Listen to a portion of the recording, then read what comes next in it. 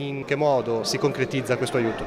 Sì, è nata oggi una collaborazione speciale che non si può definire come una semplice sponsorizzazione, perché non dobbiamo appunto pubblicizzare e vendere un prodotto, ma è una collaborazione tra associazioni, una del mondo del sociale, una del mondo dello sport, una sinergia dove un'associazione aiuta l'altra. Concretamente Avis elargirà per l'anno agonistico 2018-2019 un sostegno economico per Chiavari Scherma e Chiavari Scherma divulgherà il logo Avis sulle divise degli atleti e fornirà spazio agli striscioni e alle informazioni per promozione della donazione del sangue durante i propri eventi sportivi. I giovani atleti saranno i testimonial perfetti, quindi donare il sangue sarà la stoccata vincente. Come pensate di utilizzare questo contributo dell'Avis? Abbiamo diversi progetti avviati anche di recente, soprattutto sul fronte della disabilità per la promozione dello sport in carrozzina, e quindi potrà essere un contributo da destinare per l'acquisto di una carrozzina o comunque di materiale che consenta di portare avanti questo progetto, se non l'acquisto di una pedana avvolgibile che consenta appunto di svolgere manifestazioni anche al di fuori.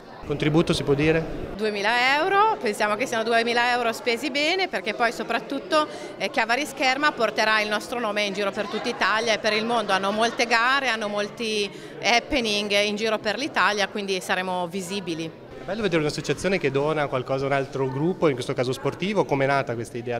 Credo che sia il modo migliore per sostenersi vicendevolmente in questo periodo in cui magari c'è un po' di scarsa attenzione verso il volontariato e il sociale. Noi invece cerchiamo di unirci, di fare comunità.